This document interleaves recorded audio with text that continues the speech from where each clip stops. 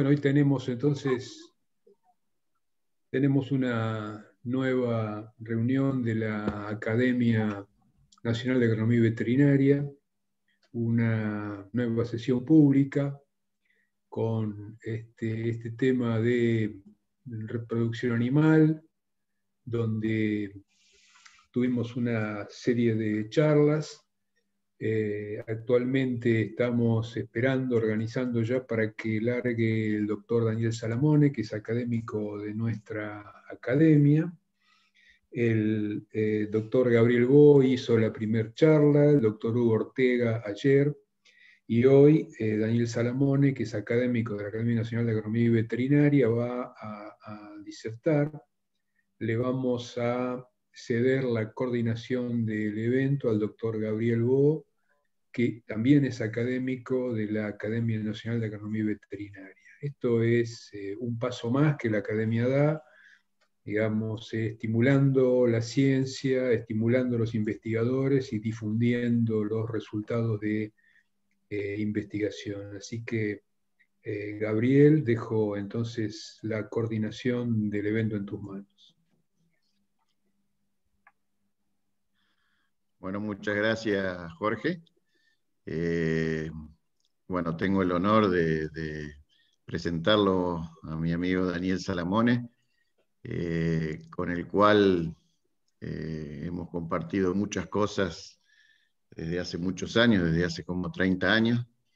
A Daniel lo conozco desde el año 88, cuando todavía estaba trabajando en el INTA, en Castelar, que coincidió que fue una visita que hizo, yo en ese momento recién estaba llegando a Canadá, y el doctor Rubén Mapletov, que fue nuestro director de tesis,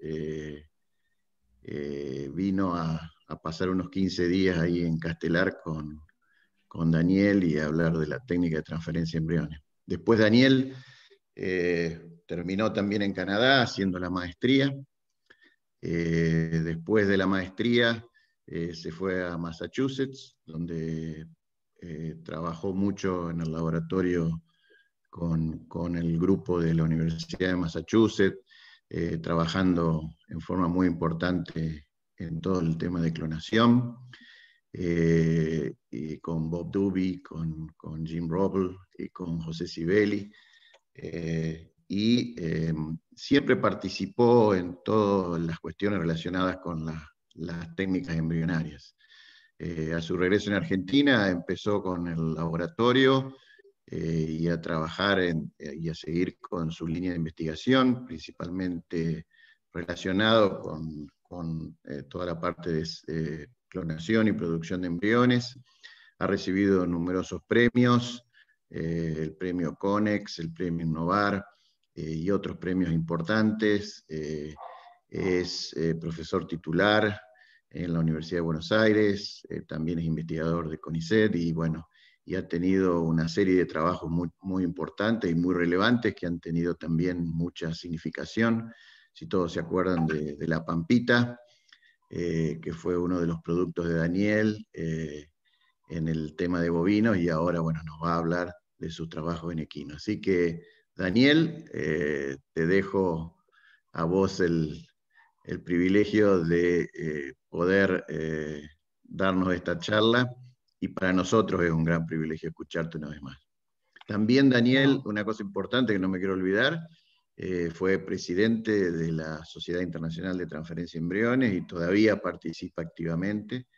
Y una de las cosas muy importantes que ha tenido los estudiantes de Daniel es que ha tenido muchos estudiantes que han participado siempre en las competencias de estudiantes de los congresos de transferencia de embriones, sobre todo el de la IETS y el de la Sociedad Brasileña de Transferencia de Embriones, dando una destacada participación a jóvenes investigadores de Argentina, y sobre todo haciendo cosas muy innovadoras. Así que bueno, me había olvidado esa parte y no lo quería dejar de resaltar, porque creo que es una de las cosas más interesantes de tu línea de investigación. Bueno, agradezco muchísimo la introducción. Insisto, de vuelta se nota que eso es un amigo. También agradezco profundamente en este ciclo de charla Frontera en Reproducción, tanto a Gabriel Bo como a Hugo Ortega por haberme secundado y desde el primer momento manifestar entusiasmo. Ya tenemos los resúmenes de las presentaciones que la Academia seguramente va a tomar con mucha felicidad y publicar en el ANAB, los anales de la Academia. Y bueno, un placer estar con ustedes. Es un verdadero desafío. Yo invité a muchos amigos que están trabajando en equinos y uno le quiere dar lo mejor y lo más innovador, pero también sé que entre los participantes hay miembros de la academia, distinguidos cofrades, que tienen hasta una profesión más cercana a la agronomía o son agrónomos.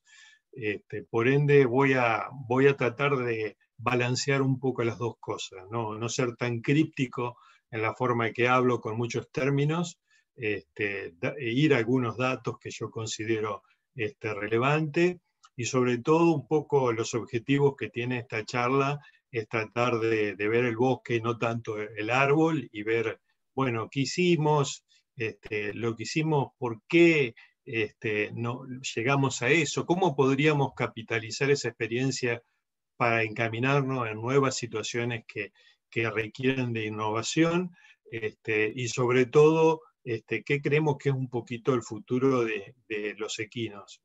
Lo que cabe aclarar desde ya, yo no soy una persona que estoy trabajando con caballos, lo más cercano que a veces son los ovarios. Por suerte he tenido estudiantes, digamos, que han acometido, digamos, y se han volcado, digamos, a ir al campo, porque a mí me da mucho placer eso, porque, bueno, yo lo hice para el caso del bovino, entonces poder estar incursionando en el equino es fantástico, pero justamente lo que tenemos para ofrecer es la fortaleza y toda una nueva generación de técnicas que lo que requieren son embriólogos.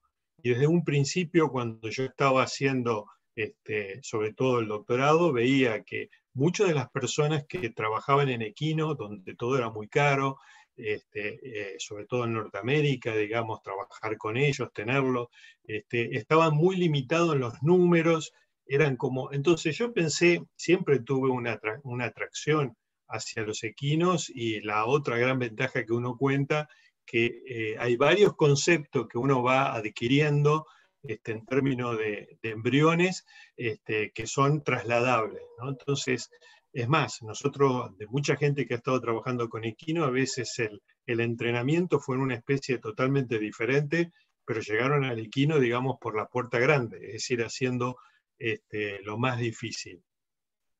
Para mí, nuestro laboratorio, voy a decir dos palabras de él, está en... antes que nada, quiero decir, es un año muy especial porque murió Twink Allen. Twink Allen es un poco el papá, algunos dicen el abuelo de la transferencia de embriones.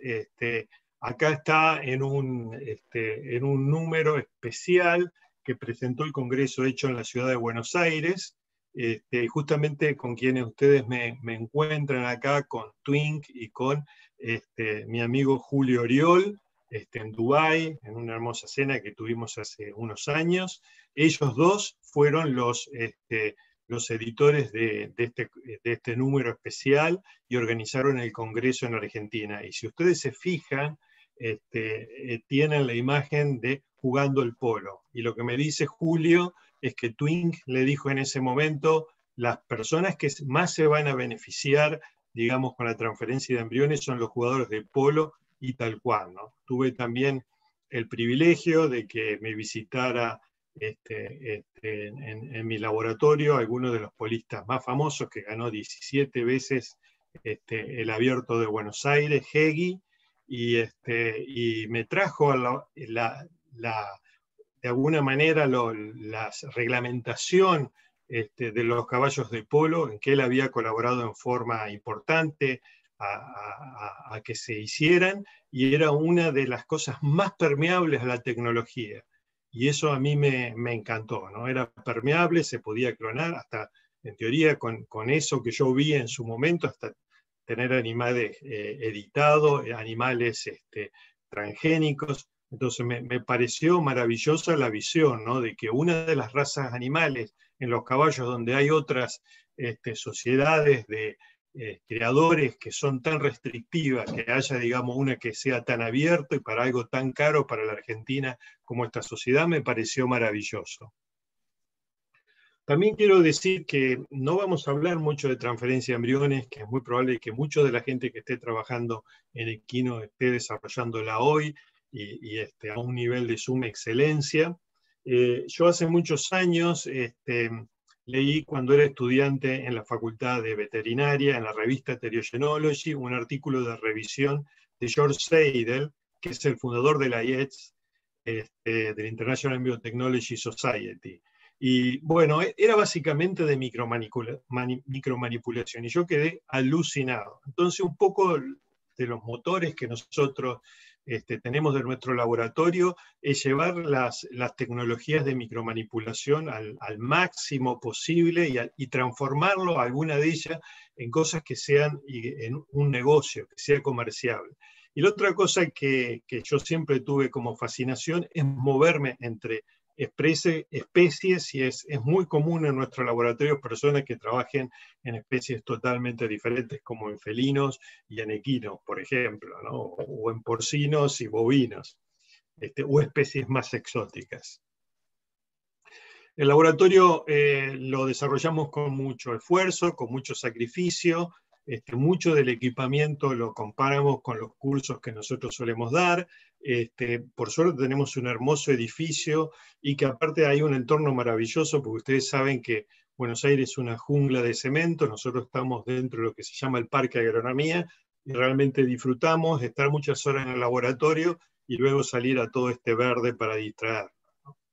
Bueno, lo primero que quería mencionarles es, a pesar de que es el sexado de espermatozoides. En este sentido, es una tecnología con un futuro tremendo. Ustedes bien saben que hay una preferencia en uno de los sexos, en el caso de los caballos de polo.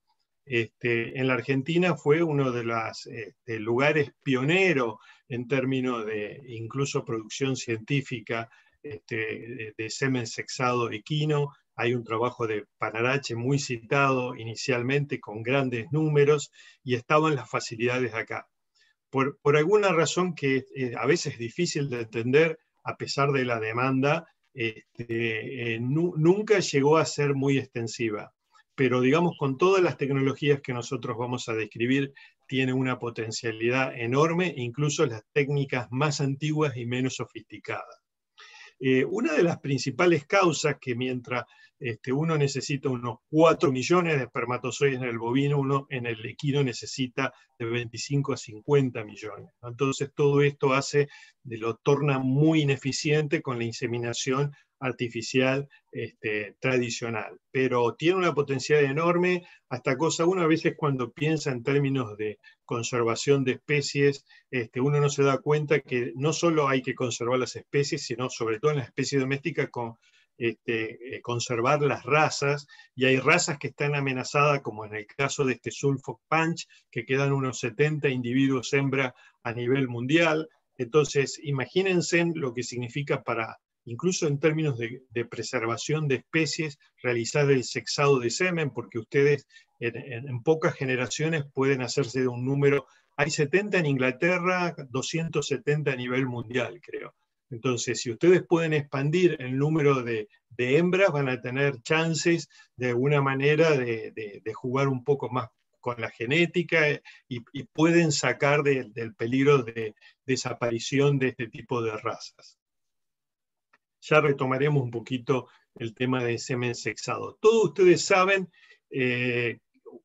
o muchos de ustedes saben, que los equinos tienen particularidades reproductivas, sobre todo el ovario normalmente tiene, digamos, una médula y una corteza. La médula está muy irrigada. En el caso particular del equino, la funcionalidad del ovario es totalmente diferente, debido a que por la zona periférica llegan los vasos, tienen muchos vasos, tiene un hilio, y próximo a este hilio se sitúan gran parte de los folículos. Entonces la por razones de arquitectura, por razones anatómicas, no es un animal que tradicionalmente superovule bien, y por razones totalmente de fisiología y anatomía.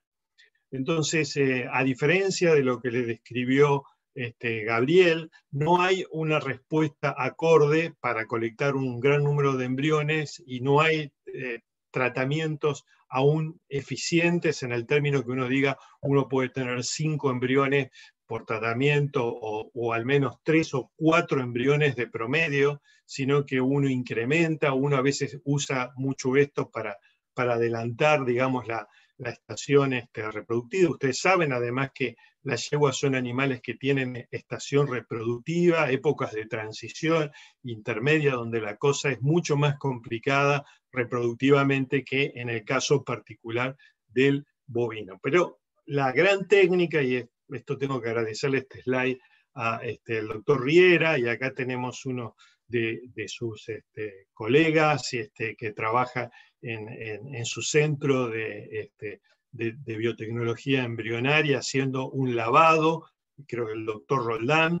Él es, hay gente muy, muy, muy buena haciendo lavajes y flashing de yeguas, pero son flashing en general de ovulaciones simples, ¿no? Ahora, ustedes dirán, si van a sacar un embrión, ¿cuál es el sentido? Bueno, ustedes pueden repetir esto varias veces de manera tal de que, digamos, en una estación reproductiva, una yegua puede terminar con numerosas crías, ¿no? Esto se ha impuesto muchísimo en el polo, se ha impuesto como una industria, tenemos un gran número de profesionales y además de tener profesionales con una producción masiva, lo atractivo que tiene esto, hay varios profesionales que directamente trabajan para un número reducido o para un establecimiento en particular, realizando esta actividad que es muy intensiva porque uno tiene que estar monitoreando, ¿no?, para ver el momento de la ovulación.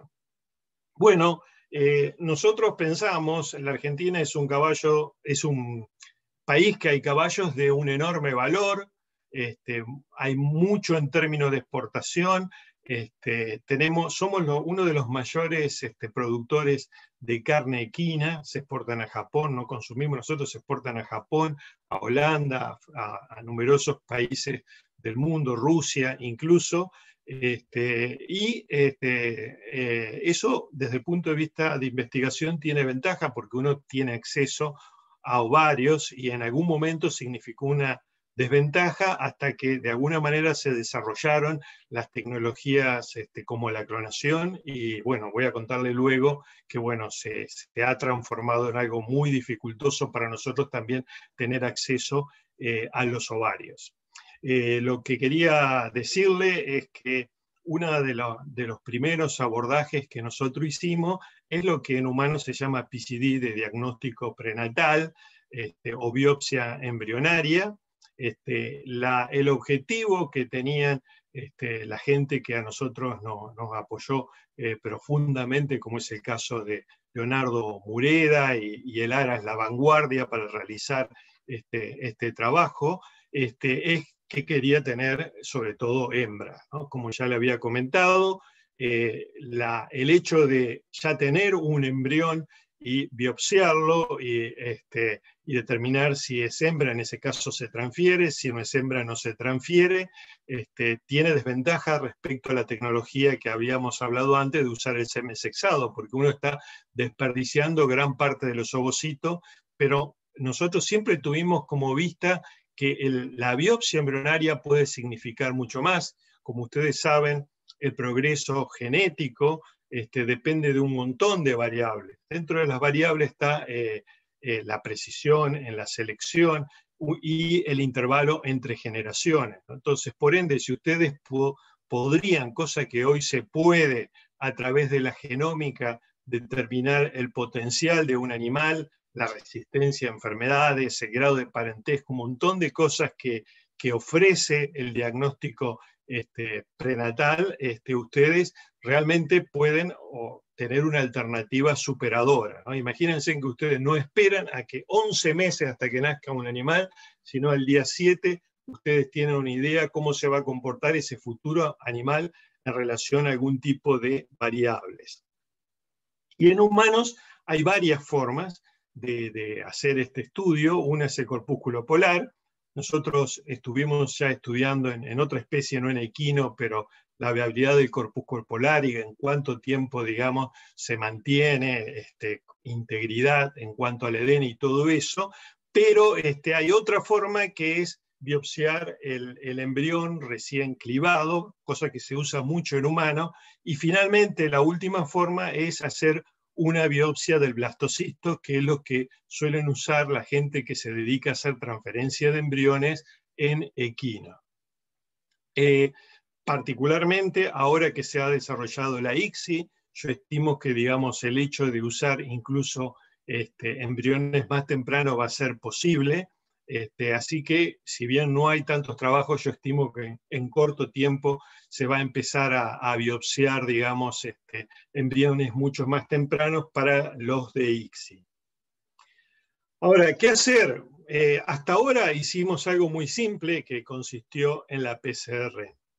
Hay otra técnica que nosotros hemos usado en el laboratorio, sobre todo para bovinos, que es hacer el FISH. El FISH es una tecnología en que uno, digamos, tiene de alguna manera ADN complementario y marcando los nucleótidos de alguna manera para poder visibilizarlo. Y eso hace que uno pueda directamente pintar cada cromosoma. Es más, en humanos hay como específicamente uno puede pintar prácticamente cada cromosoma y hay empresas que se dedican a generar ese tipo de reactivos. En nuestro caso, nosotros nos hemos volcado, sobre todo para el caso del bovino, a pintar algunos autosomas y también, digamos, los cromosomas sexuales para el sexo. Eso sirve mucho para saber anomalías específicas. Hubo una técnica que hay un académico también de otra de las academias nacionales que murió recientemente, que es el doctor Coco. El doctor Coco, uno de los pioneros de la fecundación in vitro de humanos, me mostró esta técnica de Comparative Genomic Hybridization, que es alucinante, ¿no?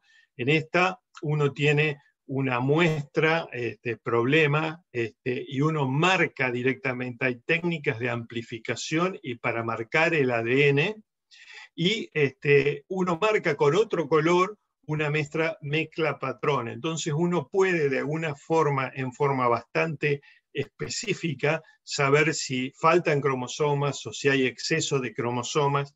Este tipo de tecnología jamás se usó en animales porque hay alternativas que son superadoras. Y una de las alternativas superadoras son los microarray.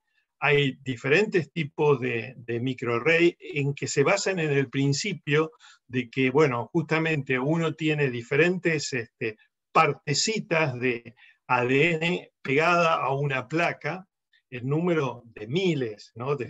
Hay microarray que superan los 60.000 y hay otros de 600.000.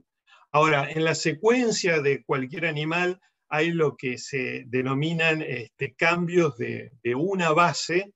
Esto puede ser en los genes, y si es en los genes, eventualmente puede haber un cambio de función y ser muy negativo. Pero estos cambios pueden también estar presentes por fuera de la zona de los genes, y uno los usa como una suerte de huella dactilar, ¿no? Que uno puede asociar los cambios que tienen los animales, digamos, con cuestiones fenotípicas de producción. Entonces, esto es lo que nosotros llamamos genotipado, y, digamos, hay personas como Fito Canté, que durante años ha estado estudiando esto para Brangus. Hay ya en el mercado este tipo de microarray, que en un segundo les voy a mencionar. Hay dos que son muy importantes. Nunca nadie lo ha usado en embriones todavía, pero es más, hay problemas, digamos, y hay una de las cosas que es una constante en todo esto, ustedes lo van a ver.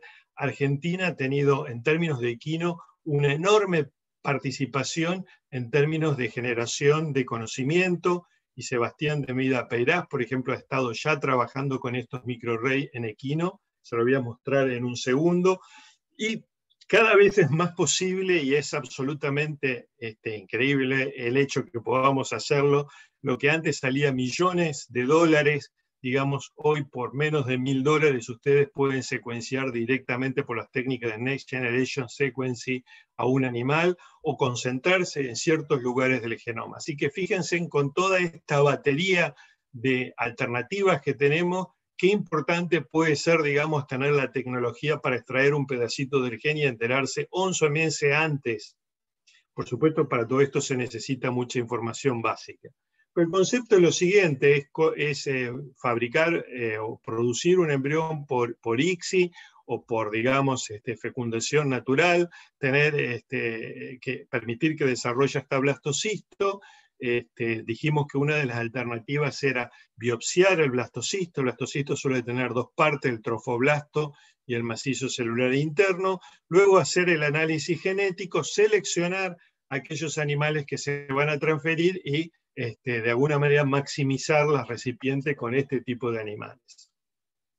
Esto creo que también tiene chance en términos de ganado vacuno y de otras especies, en donde uno tiene sexo, enfermedades, grado de parentesco y la asociación con las diferentes producciones.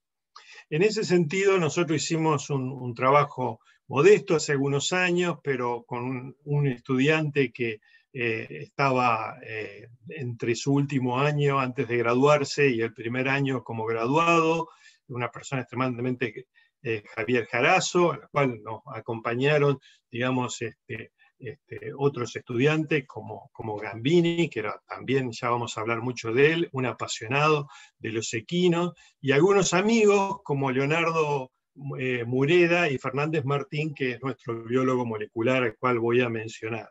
El trabajo era muy simple, nos solían mandar desde la vanguardia en un remis los embriones. Nosotros con una pipeta aspirábamos un pedacito del trofoblasto. A veces eso hacía que se encogiera un poco. En general al transferólogo no le gustaba ver este tipo de embriones, por eso lo cultivamos un poco para que respondiera. Y bueno, hacíamos el análisis. En esta primera etapa nosotros decidimos trabajar exclusivamente determinando el sexo, ¿no? En este caso vimos el SRI, que es específico de las secuencias masculinas, y un gen control que es el de la melogenina, que bueno, si bien hay un trabajo reciente justamente de que lo cuestiona, pero en nuestras manos funcionó muy bien. Bueno, lo atractivo de esto es que hacer las biopsias toma un rato, hacer el diagnóstico es una tecnología, y que imagino que ahora, después de toda esta epidemia, vamos a tener una capacidad de hacer PCR increíbles. Nosotros valoramos cómo nos iba con diferentes tipos de embriones, de diferentes tamaños, vimos la capacidad que tuvimos de sexarlo, y vimos los porcentajes de preñez. Por supuesto, ni los muy grandes ni los muy chicos siempre nos traían más problemas. Un animal promedio nos iba muy bien. Hubo algunas diferencias. Leonardo fue quien nos permitió y nos colectó absolutamente todos los embriones, por lo que estamos profundamente agradecidos con él. Y bueno, esta es la técnica básicamente. Ya vamos a ver con un poquito más detalle el micromanipulador. El micromanipulador uno se maneja con pipetas, conectado a pipetas de aspiración. Entonces sosteníamos el embrión y con la otra pipeta entrábamos tratando de aspirar algunas células del trofoblasto. En mi caso particular, yo tuve una marcada predilección por ir al macizo celular interno y aspirar un grupo limitado de células de macizo celular interno. Y ustedes dirán, ¿por qué, digamos, me interesaba realizar eso? Bueno, básicamente me interesaba porque nosotros ya tenemos experiencia en nuestro laboratorio que casi todas las células anómalas de alguna manera se restringen o se expulsan al trofoblasto.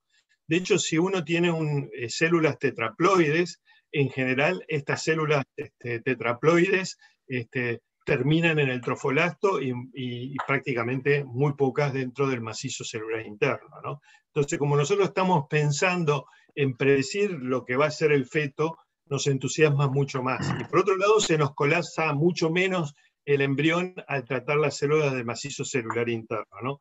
Todo este trabajo inicialmente nuestro gurú PCR fue Fernández Martín, quien trabaja en nuestro laboratorio desde hace muchos años. Y esto es lo que a nosotros nos gustaría. Es más, el año pasado tratamos de convencer a un par de inversores, digamos, de ir en esta dirección. Incluso pensamos que una alternativa era hacer un chip comercial, pero la verdad que hay ya en el mercado y que son interesantes, están de acción. Acciones de Thermo es lo que eran antes Amphimetric, y después están los GCP, que son, digamos, que son de otra empresa, que son de Illumina. En el caso particular, hablando ayer con Sebastián de Mida Peirás, que me estuvo asesorando un poco, él hacía referencia a que la acción tiene hasta 670.000 SNP. SNP es Single Nucleotide, son las mutaciones de nucleótidos simples que yo le mencionaba, que bueno, esas secuencias teniendo SNP, uno la pone en una posición y bueno, si hibridiza la muestra, uno puede detectarlo, digamos, incluso, digamos, dentro de todo como un ejercicio computacional. Por lo tanto, digamos, después, bueno, ustedes pueden hacer las predicciones y eso tienen que correlacionarlo con el trabajo de campo. Lo que es fascinante, un trabajo publicado este año, justamente por el grupo de Sebastián de Mida Peirás, de Pirosanto. Ellos hicieron un screening de los animales, viendo aquellos que tenían, digamos, problemas basándose en los CNP, ¿no? Es un trabajo que a mí me pareció fascinante. Ahora, en términos del sexado hemos tenido como grandes pioneros, ¿no? Y bueno, trabajo muy completo. El trabajo de Fernando Riera es impresionante por el número, es un trabajo bellísimo que publicó en el 2019. Y Carolina Herrera fue una verdadera pionera e incluso hizo algunos trabajos que para mí son fascinantes, en los cuales ella comenzó a tomar el líquido blastocélico, es decir, y viendo que hay ADN suelto en este líquido. Esto tiene, es más, ella lo que desarrolló es un tipo de primer, que son los elementos que uno utiliza para amplificar diferenciales respecto a los análisis clásicos, en los cuales, digamos, la distancia entre primer estaba más cercana y por lo tanto podía reconocer ADN que eventualmente estuviera fragmentado, como podía ser el caso de este ADN que estuviera dentro del blastocele. Carolina en este momento está en Suiza, pero tanto Fernando como Carolina han sido pioneros en el sexado, en la ICSI, han hecho numerosos trabajos, muchos de ellos publicados en muy buenas revistas en este área. En nuestro caso particular, yo siempre tuve una atracción por la técnica de ICSI, porque como yo les manifesté, me fascinan las técnicas de micromanipulación. Sin darnos cuenta, teníamos un montón de gente que había trabajado y publicado en ICSI en especies domésticas y empezamos a tener como una visión bastante general.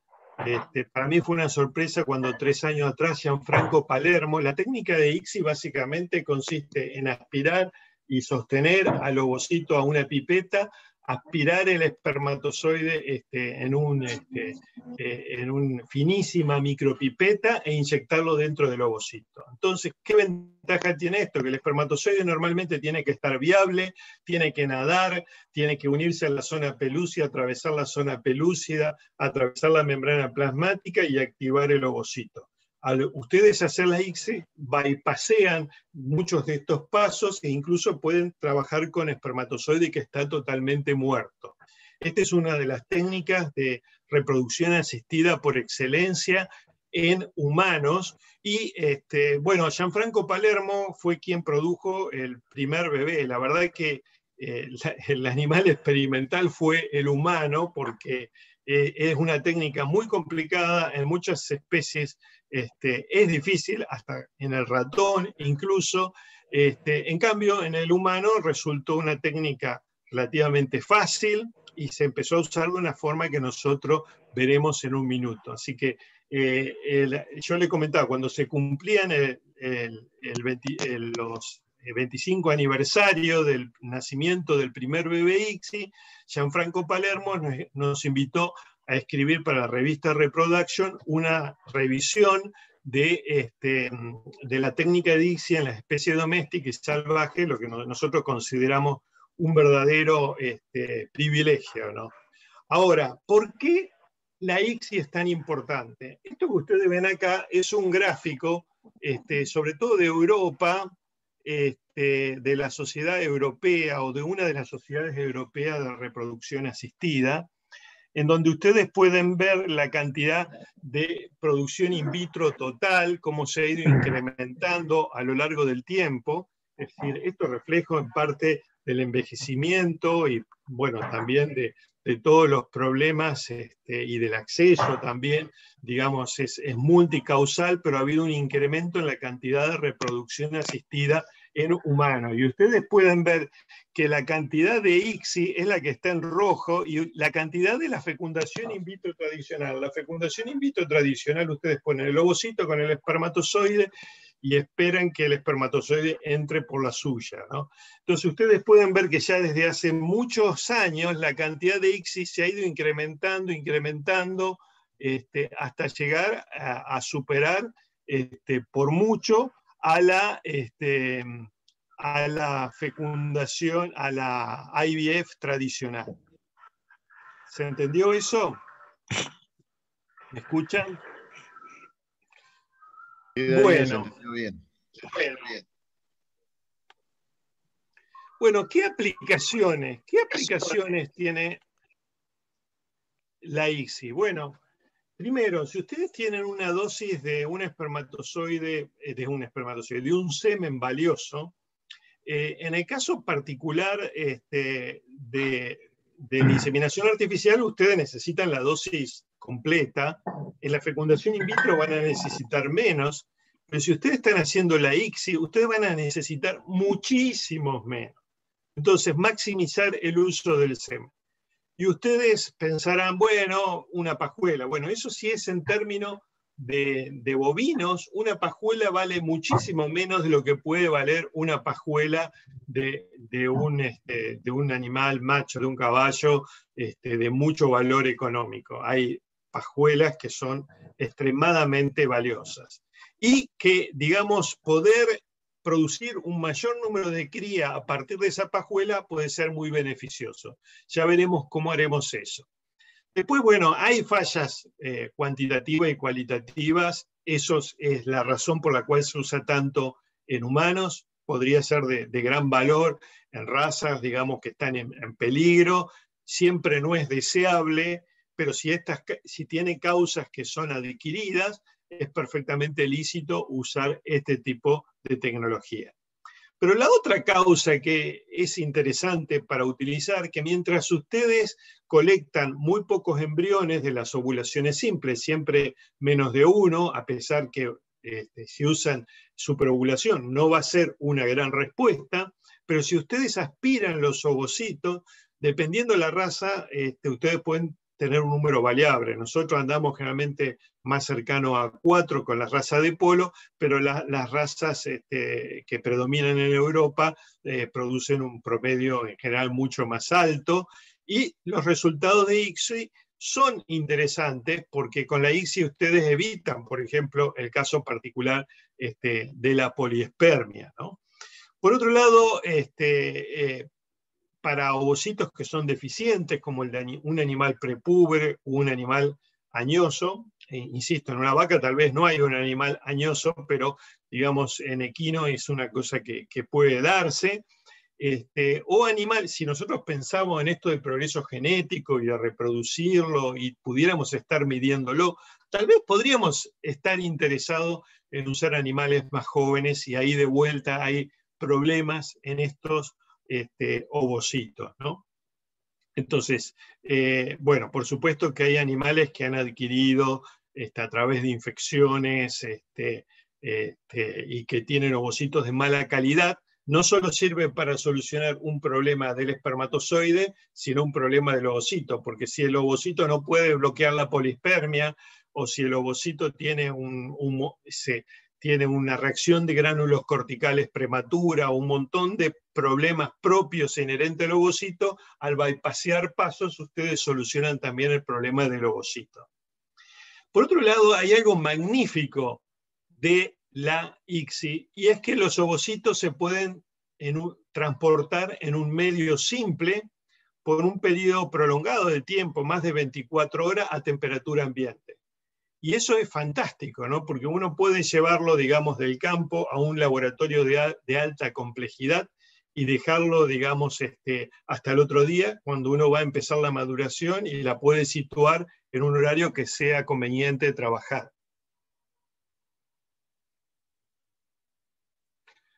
Bueno, esto hoy por hoy, a nivel mundial, lo que podemos decir que la transferencia de embriones tradicional con estas colectas simples es lo que predomina. Estos son los casos reportados a la International Embryo Technology Society.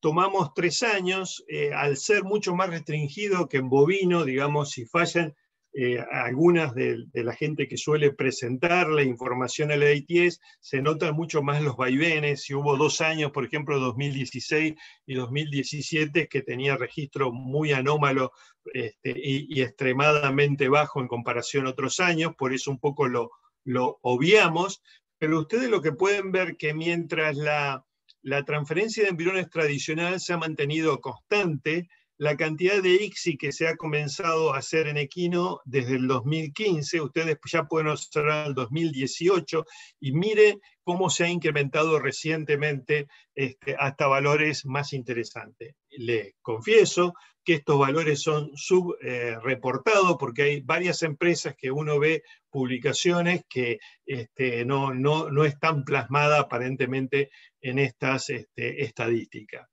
La otra cosa que es fascinante, si uno ve el número de embriones congelados, ustedes pueden ver cómo el número de embriones congelados en fresco, digamos, ha ido disminuyendo. En cambio, los embriones congelados de ICSI se han incrementado. Y esto es notable. Ayudan a esto 2 cosas. Primero, que la ICSI en manos de algunos grupos es altamente eficiente. La segunda, que los embriones de ICSI congelan, tanto por las técnicas de vitrificación o de congelación tradicional, pero muy bien. Bueno, la otra cuestión que es interesante y que yo pienso que ha sido subexplotada, sobre todo a nivel latinoamericano, tenemos un grupo en Brasil que en este momento está trabajando mucho, que es el de Mark Maserati, el que integra a Mark Maserati, es que ustedes pueden dividir la actividad de campo con la actividad de laboratorio, ¿no? Ustedes pueden aspirar los ovocitos, como ya dije, enviarlos a temperatura ambiente, llegar a un laboratorio, una facilidad central, incluso uno puede esperar hasta el otro día, comenzar a madurarlo, hacer la técnica de ICSI, esperar 7 días, digamos, para que estos embriones crezcan. Ustedes primero pueden congelar el tamaño de blastocisto que ustedes tienen interés, y eso es una de las ventajas que da. En cambio, la falta de predictibilidad es mucho mayor para el caso de los colectados de la forma tradicional. Y la otra, no me voy a extender en la parte de congelación, solo le quería mostrar algunos de los resultados de preñez después, que a mí cuando yo lo vi realmente me sorprendieron. Y por supuesto que después del embrión de producido se puede o criopreservar o se puede mandar también incluso a temperatura ambiente o en un contenedor en cultivo, digamos, al campo nuevamente, ¿no? Entonces, yo creo que daría, digamos, para que numerosos profesionales se especializaran en la OPU y que a nivel, digamos, país enviaran sus ovocitos a un centro de alta complejidad, y esto se está haciendo en Europa. donde digamos el gran núcleo es el del laboratorio del doctor Gali, Avantea, que está en Italia, y lo mismo pasa con un par de grupos. Durante unos años fue la Universidad de Texas quien centralizó eso, y el doctor Fox, pero digamos ya hay, digamos, hay otros nuevos emprendimientos y cada vez más. Ayer daban una charla desde una universidad en Bélgica, donde ya están prácticamente en las 500 ICSI por año. Bueno, vamos a ver un poquito paso a paso cómo es el procedimiento. Bueno, primero es la OPU. La verdad que si habláramos de la OPU tendríamos que dedicar toda una clase, y en mi laboratorio tenemos una experta que es María Belén Rodríguez, que ha estado desarrollándola por años y que ya tiene, digamos, gente que ha formado tanto en España, en Inglaterra, ha estado trabajando en Inglaterra, y por suerte tuvimos también el apoyo de varios colegas de transferencias, que trabajan en la transferencia tradicional para desarrollar esta metodología. Bueno, por supuesto que uno envía al laboratorio, como ya le dijimos, puede ser a temperatura ambiente, en un medio de holding relativamente simple, lo madura en presencia de hormonas. Acá uno ve el ovocito. Uno lo puede denudar. Una de las formas poco tradicional, poco menos usada en el bovino, en el equino que en otras especies, es esto de vortexiarlo, pero a veces el tratamiento con hialuronidasa o tratamiento enzimático favorece muchísimo. Eso es en relación a la preparación del ovocito para la ICSI. En relación a la preparación de los espermatozoides, uno puede hacer muchas cosas. Una de las cosas que uno puede hacer a una pajuela, en frío partirla en varias partes e ir descongelándola de tanto en tanto. La otra cosa que uno puede hacer es descongelarla, diluirla y después recongelarla. Recordemos que hay trabajos en bovinos, digamos, que demuestran que esto afecta de alguna manera los resultados en términos de preñeces y de salud de las crías, trabajo realizado por el grupo de Hansen, y ya hay alguna mención de que esto podría ser mucho peor, pero digamos es más. Ustedes saben que la ICSI, el espermatozoide puede estar incluso muerto. El problema es que haya una integridad del ADN, ¿no? Eso es fundamental, y por eso cuando más lo maltratan, puede ser peor. Bueno, esto fue para nosotros hacemos la ICSI normalmente usando un micromanipulador. En un ratito se los voy a presentar. El micromanipulador reproduce grandes movimientos que uno hace con la mano y los traslada a pequeños movimientos microscópicos del lado que uno sostiene las micropipetas, ¿no? Y nosotros lo hacemos con un micromanipulador tradicional y nos va bien. La verdad que tenemos resultados que nos va bien, pero es notable. Nosotros empezamos en función de una revisión que acabamos de mandar a una revista sobre ICSI, y personalmente llamamos a todos los grupos con buenos resultados en ICSI y con gran número de preñeces. Todos tienen este equipito que, bueno, salía $18.000 y ahora sale los nuevos, la friolera de $25.000. Esto que ustedes ven acá tiene básicamente un pedal para poder manejarlo a nivel de pie. Acá uno setea el programa. Y esto es una suerte de micro taladro. Cuando ustedes ponen una pipeta acá, en general se pone, digamos, en el extremo algo que tiene peso. Tradicionalmente se usaba mercurio, que preocupaba mucho, se reemplazó por otra sustancia, Florinet, pero el hecho de que lo que hace el equipo es una serie de microvibraciones y actúa como una suerte de taladro electrónico. Todos los grupos comerciales del mundo están usando este equipo. Nosotros tenemos la suerte de tenerlo y, bueno, seguramente lo vamos a probar. Una de las primeras cosas que uno tiene que hacer en la ICSI es uno trabaja con gotas de medio bajo aceite mineral. Y lo que uno hace es, de alguna manera, frenar al espermatozoide cortándole la cola, o tocándole la cola bien contra el piso. Eso favorece después la activación.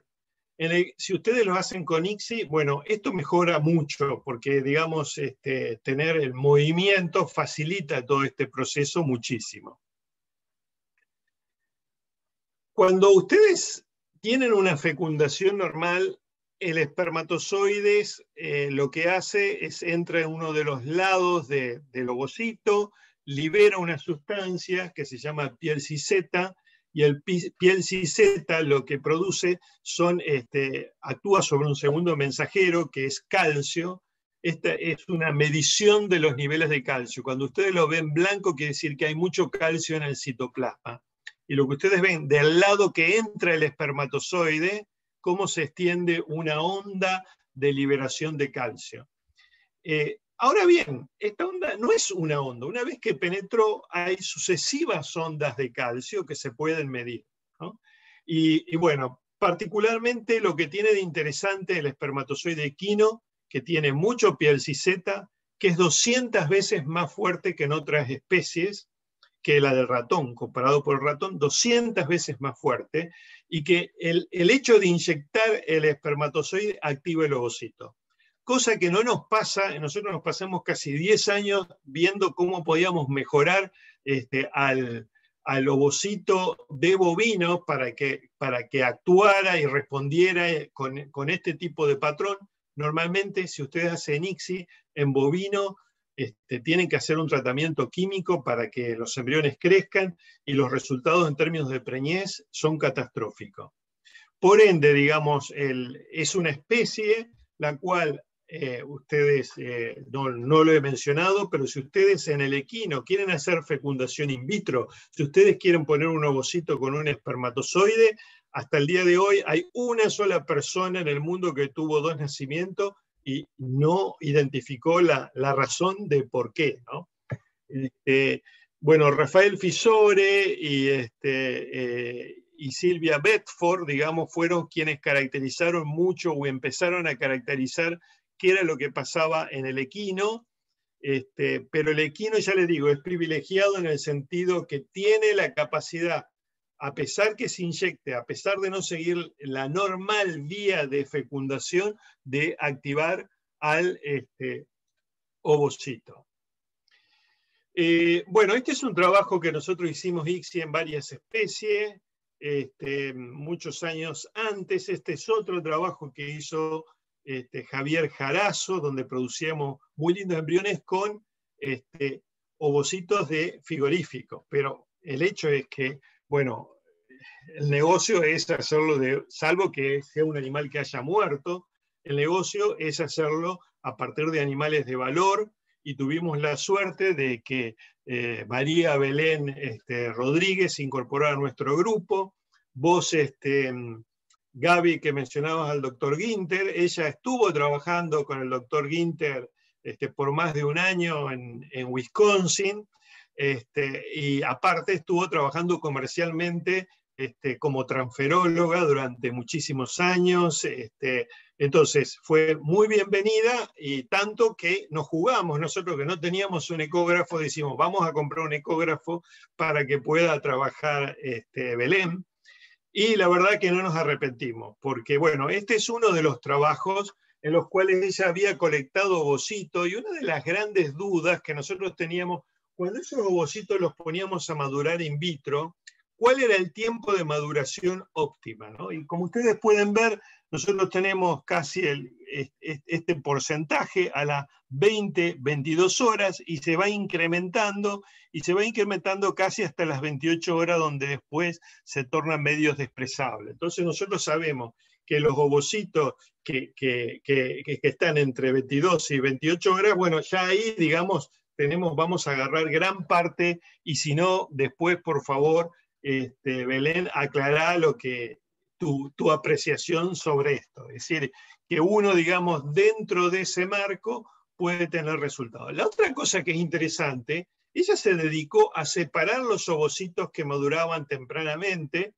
y de los que maduraban tardíamente, hacer la ICSI en 2 grupos aparte. Y como ustedes pueden ver, la cantidad de blastocisto se incrementa, que es un embrión que desarrolló por 7 días, se incrementa notablemente en el grupo de los que crecen temprano, ¿no? Todavía no sabemos las razones fisiológicas y la estábamos discutiendo hoy, pero digamos es claro que los que maduran más rápido aparentemente serían mejores.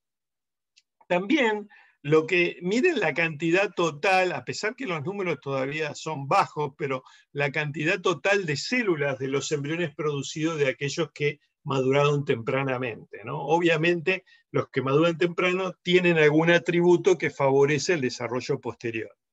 Acá está María Belén, trabajando siempre todas estas actividades, merecen un grupo de apoyo y soporte, con Eugenia Insaurralde, también Olinda Brinsky, le han ayudado en las colecciones, pero el mérito de Belén es que no solo se dedicaba a hacer la OPU, sino que después iba al laboratorio y realizaba la ICSI. Y acá tenemos a María Belén con su primer potrillito, que era de OPU ICSI. En el país había ya muchos animales nacidos de ICSI. En este trabajo tenemos que agradecer profundamente a Gabriel Clericó, que la acompañó, que fue una suerte de coequiper, y a María Sancinena. A nosotros nos tocó justo la época en que el laboratorio, pasábamos a tener un laboratorio mucho mejor, y nos abrieron las puertas, y sobre todo nos dieron acceso, digamos, a los ovarios. Y bueno, a nosotros nos benefició, hicimos este trabajo en conjunto con ellos. También fue súper Nacho Largel, que nos abrió la puerta de su empresa, digamos, para que se puedan casi durante 2-3 años ir a colectar y a desarrollar todo este proceso. Andrés Gambini estuvo acompañándonos y fue muy crítico, es codirector de la tesis de Belén. Bueno, y acá están Gabriel con Clericó, con Marina Sancinena, haciendo un avance futuro de la técnica. Ellos lo que hicieron, en todo caso puede aclarar todo lo que Gabriel quiera, pero básicamente congelaron ovocitos, ¿no? Y esto es muy atractivo, porque imagínense que ustedes pueden, no es fácil, en general se tienen muy malos resultados en el término de la congelación. En el caso de ellos usaron la vitrificación, no la real congelación, vitrificaron ovocitos de yeguas y bueno, después realizaron la ICSI. Este es el primer potrillo producido de ICSI de ovocitos vitrificados. Aparte de eso, bueno, aportaron, digamos, con un tratamiento de melatonina, que vieron que mejoraba extremadamente los resultados de la criopreservación. Bueno, y este es un trabajo estimo que de congelación tradicional, pero miren lo interesante de esto, los porcentajes de preñez. Se valoraron un montón de características de las recipientes. Creo que son embriones producidos por Avantea en Italia, por el doctor Gali, pero observen qué estimulante que es: 41, 60, 57, unos resultados impresionantes. Bueno, vamos a saltear, la verdad que el tiempo vuela. Bueno, básicamente le digo, ¿cuál es mi percepción de la ICSI? La ICSI es el futuro. La ICSI debería estar en el planteo de todo práctico en reproducción equina y tiene unas posibilidades increíbles. La otra cosa que quiero hablar es, muy rápidamente voy a ir, es una pena, pero de nuestro trabajo en clonación. Nosotros, hay una técnica de clonación tradicional, el concepto ustedes lo saben, esto es el micromanipulador que yo le describía, tiene los joysticks y Bueno, acá hay un ovocito, el ovocito tiene un núcleo, se lo tiñe, se ve el núcleo, se le saca el núcleo y uno tiene un ovoplasto o oplasto, y luego uno puede inyectar la célula donante, cosa que hacen algunos laboratorios de equinos, o la otra cosa que puede hacer es poner en el espacio perivitelino la célula donante, y luego fusionarla. Entonces va a terminar en un citoplasma que proviene de un animal que puede ser de frigorífico, al que ustedes le transfirieron una célula proveniente de un animal de mucho valor. Eso es básicamente el clon. Nosotros, uno de los problemas que tuvimos es que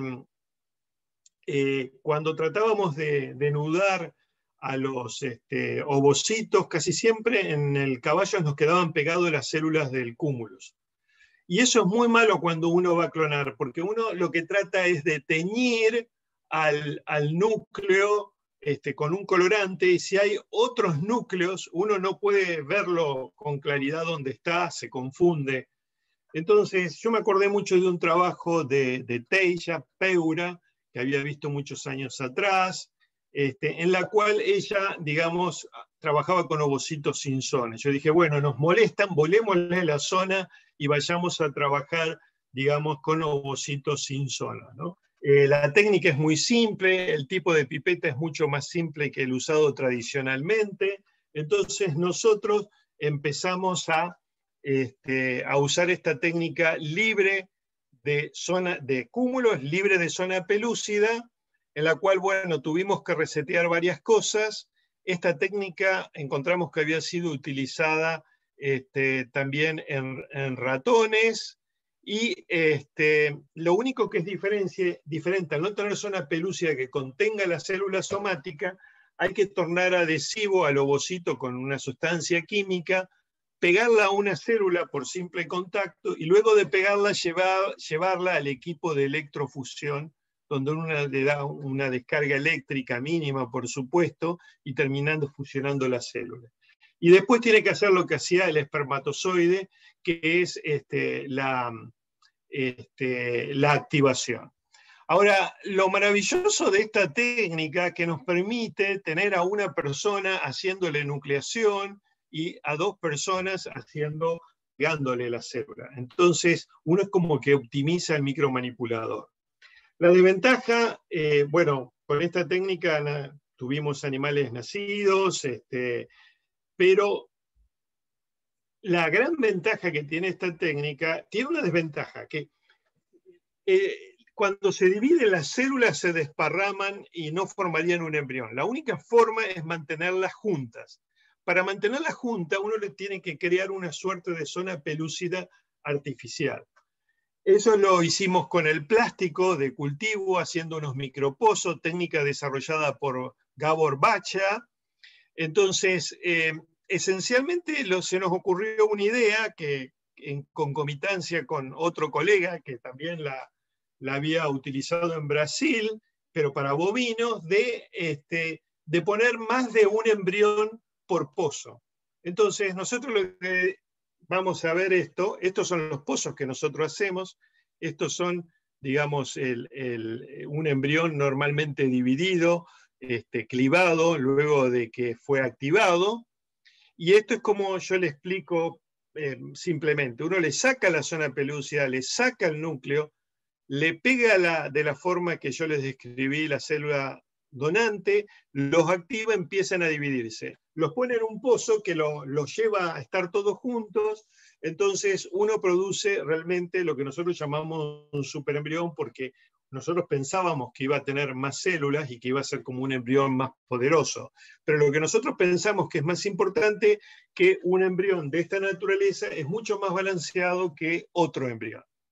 Lo que quería decirles, miren los resultados, estos son para 2 líneas celulares, y ustedes pueden ver que nosotros pasamos a tener en una de las líneas, cuando agregamos 3 embriones que vienen de transferencia nuclear, tuvimos un 37% de blastocitos, mientras que si teníamos uno, digamos, teníamos solo un 9%, ¿no? Y acá miren cómo fue del 5% a casi el 30%. Entonces, ahora ustedes me dirán, pero usaste más ovocitos, sí, pero si nosotros triplicamos la cantidad de blastocisto, la verdad es que tenemos el beneficio que en una de esas terminamos con un embrión mejor y no es que usamos más ovocitos. Ahora, si hubiéramos usado la otra técnica, eso lo podemos discutir después si hay alguien de la gente que utiliza la otra técnica, puede decir, bien, yo puedo llegar a ese 30 y pico % con la técnica de no agregación. Pero nosotros ya hemos visto que cuando uno mezcla dos embriones y hay potencialidad de, hoy por ingeniería genética, por edición génica, hacer que un órgano no se forme, cosa que eso pasa bastante naturalmente en algunos embriones de clones. Lo que suele pasar si ustedes tienen dos embriones y en uno tiene la potencialidad, por ejemplo, de formar el páncreas y en el otro no, cuando se agrega, digamos, el segundo embrión compensa el embrión deficiente y termina formando el páncreas. Y ya hay animales que han nacido sin timo, de clonación tradicional. Entonces, lo que nosotros pensamos, si estamos reprogramando más de una célula somática, eso nos está brindando cierta ventaja. La otra cosa, miren, los porcentajes de preñez del 33, que era con el embrión simple, pasamos al 75% para una línea celular. Acá tienen para otra línea celular que pasamos del 0% al 33% de preñez, ¿no? Y de un número muy bajo de transferencia terminamos con nacimiento. Esto por lo menos en caballos criollos. Bueno, estos son animales nacidos del agregado de 2 células, estos de 3 células. Y bueno, fue una publicación que tuvimos la suerte que la eligieran de tapa de la revista Biology Reproduction. Bueno, por suerte también produjimos en otro artículo que publicamos en la revista Plus One, el primer caballo de salto y de polo nacido. Bueno, ¿qué pasó con esto? Hay otros actores en todo esto, hay otra gente interesada y hemos tenido algo muy a favor, que uno de los mayores o mejores jugadores de polo, que es Cambiaso, adoptó y mostró interés por la tecnología, la promocionó, jugó, digamos, en el abierto de Buenos Aires, digamos, con caballos clonados, con tin entero, incluso, digamos, cambiando y de alguna manera mostrando los beneficios. La gente perjura que los de clonación son mejores, lo que uno estima que la razón por qué son mejores, porque normalmente de 100 caballos, no sé yo la proporción, no sé nada, disculpen, los que saben después pueden aclararme, yo estimo que, digamos, uno selecciona 5, saldrán muy, muy buenos, y bueno, cuando uno clona, digamos, se está clonando dentro de ese 5%, entonces hay más chance de tener un animal o que mantengan las cualidades. Lo que no hay es progreso genético, por supuesto, eso lo tenemos claro, ¿no? Acá cambiando de un clon a otro, lo que fue muy notable. Bueno, estos son 2 empresas que trabajan, una con la técnica tradicional, Clonargen, con Nicolás Mucci, con Kaiser, Romina, y esta otra empresa, digamos que de alguna manera también uno lo considera un poco como que surgió del laboratorio, Gabriel Bichera, junto con Ramiro, fueron miembros del laboratorio, participaron fundacionalmente en la empresa. Ahora Ramiro se retiró, por suerte ahora está trabajando otra de las graduadas con el grupo, y creo que probablemente sea una de las empresas que tienen más clones. Y en el caso, con unos resultados maravillosos, y yo agradezco la interacción con Nicolás Mucci, que varias veces nos han dado ovocito para hacer algunos de los experimentos. También Adrián Muto, de la Universidad de San Martín, nos han dado ovocito, y por supuesto Marina Sancinena, porque lo que pasó que los ovocitos nosotros los recibíamos gratuitamente, pero cuando surgieron las empresas, creo que se cobra una cantidad que uno no quiere decir para no equivocarse, pero es inaccesible para los que realizamos investigación. Bueno, han hecho muchas mejoras esta empresa. Estos son un trabajo que fue publicado por Olivera et al., en la cual usan células madre de médula ósea, ¿no? Y es un gran número de animales y muy sanos, por lo que, digamos, estiman de que es un enorme beneficio. Y este otro trabajo de otra graduada que ahora está trabajando en CONICET, en un instituto de CONICET, pero que colabora mucho con Keyron, en el cual han realizado la edición génica, por lo menos en términos de embriones, para el gen de la miostatina, por lo que digamos, si quieren también en las preguntas y si hay interés, vamos a charlar de esto, ¿no? Bueno, finalmente, para no excederme mucho en tiempo, no le comenté a alguno de los locos experimentos, pero si están las preguntas y si hay interés no hay problema. Pero bueno, quiero agradecer profundamente a Belén, quien ha trabajado muchísimo, a la gente que la acompañó a trabajar en el campo, y a Andrés, digamos, que hizo un desarrollo magnífico. La verdad que estoy muy feliz por la calidad y notoriedad de los trabajos que publicamos durante su tesis, y hoy ya como investigador independiente está haciendo cosas fascinantes que si van al INITRA, él va a presentar los resultados, sobre todo de clonación e ICSI en cebra. Y bueno, finalmente agradecer a todo el grupo, que hay como sucesivas generaciones que hemos formado a nivel de doctorando y un par a nivel de maestrando en el laboratorio. Muchos que han colaborado, Moro es la que estaba trabajando en edición génica, Ramiro el que hizo el trabajo con Gabriel y con el trabajo estos dos últimos que yo le mencioné, Federico Pereira Bonet, quien inició la ICSI, lo secundó después en términos de Quino Javier Jarazo, y Andrés, por supuesto, que bueno. Bueno, muchas gracias por su atención.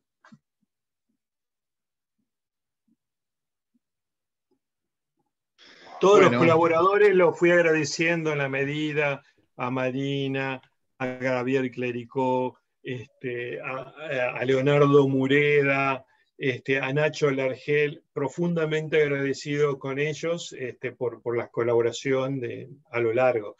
Y después a quienes nos han ayudado dando vocito, ¿no? Como Adrián Muto, como el caso de Nicolás Mucci y colegas. Bueno, muy buena la charla, Daniel, y bueno, y abarcando un número de temas y de cosas importantes como para discutir, ¿no? Y lo que se puede obtener y lo que podemos sacar. Hay algunas preguntas y quería pedirle a los colegas que si quieren hacer algunas preguntas. Hay una que creo que está buena porque vos lo mencionaste, pero a lo mejor podés hablar un poco más, que es el futuro de la técnica de ICSI en otras especies. Hablaste del tema de la cebra, hablaste de la dificultad del bovino, pero bueno, la pregunta era, bueno, y el humano, que sí es impresionante, el número de bebés que se produce por la técnica de ICSI, y la pregunta es, ¿a qué otras especies también ha sido exitoso la aplicación de la técnica de ICSI para producir embriones o para producir animales vivos directamente, ¿no? Bueno, agradezco mucho esa pregunta porque la verdad que es muy interesante y me permite como desarrollar como una hipótesis que nosotros tenemos que me parece maravillosa, ¿no? Que es sorprendente que hay técnicas de reproducción asistidas que se aplican a grupos enteros de animales. Es decir, ya hablamos hoy que la superovulación y la fecundación in vitro no andan en los equinos y probablemente no ande en los équidos, ¿no? Entonces, a mí me da mucha pena, por ejemplo, cuando leía un trabajo en que estuvieron recuperando por OPU y seguramente con mucho esfuerzo ovocitos de rinoceronte, que es pariente de los caballos, y se pusieron a hacer fecundación in vitro, cuando probablemente si adhiriera y confirmáramos esta hipótesis, lo que tendrían que haber hecho es directamente hacer ICSI. Y la otra cuestión es que la ICSI es catastrófica en todos los rumiantes. todavía no sabemos, porque tenemos dos hipótesis, porque bueno, no hay decondensación, porque no hay una correcta activación y no hay decondensación del espermatozoide. Cosa que sí pasa si entra por la suya, ¿no? Entonces ahí estamos perdiendo, digamos, el mecanismo. Entonces, lo que diría, hoy en Rumiantes no, nosotros acabamos de mandar en un paper que nos invitaron para la revista, bueno, vamos a ver, no digamos por las dudas, que nos invitaron a una revista para un número especial, y que nos pusimos a pensar con Olinda Brisky que para cada especie las ventajas que otorgaría y las desventajas que otorgaría. Y en el bovino sería maravilloso, porque cada día, como comentabas ayer, digamos, se quiere hacer la fecundación in vitro más temprano, entonces eso ayudaría sin duda. Y porque hay situaciones, digamos, en que uno podría maximizar, hay muchas razones. De hecho, he tratado y he estado pensando durante algún tiempo en verdaderas tecnologías nuevas basadas en la ICSI, que podrían darnos soluciones a viejos problemas o a deseos que tenemos de hace mucho tiempo. Hubo un inversor que estuvo interesado, avanzamos bastante, después se echó atrás. Uno no lo dice más ahora, así en una presentación, porque ustedes saben de que después no puede patentar y sería una pena perderse una patente.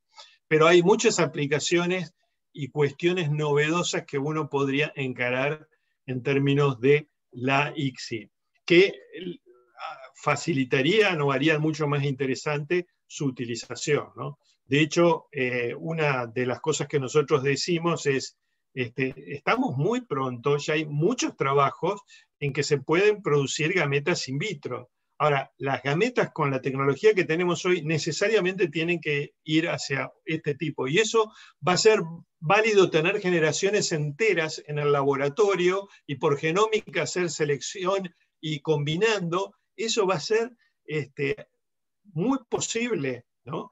Y formar, hoy, ustedes saben, Pablo Ross, un argentino, en Davis ya produjo stem cell bovina. Entonces, digamos, tener una stem cell bovina y hacer que esa stem cell forme una gameta, y bueno, esa gameta que produce, ¿cómo uno va a fertilizar? Necesariamente va a tener que intervenir de una forma profunda como esta. Entonces, sería una pena no contar con esa herramienta, por ejemplo, para una especie de interés, como es el caso del bovino. Muchas de estas cosas, yo te digo, no es mañana, no es en 10 años.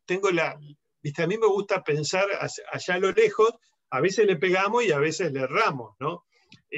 Pero bueno, la otra cuestión es, hay formas ustedes saben, de preservar el semen, que es a través de la deshidratación, que ustedes lo pueden mantener a temperatura ambiente.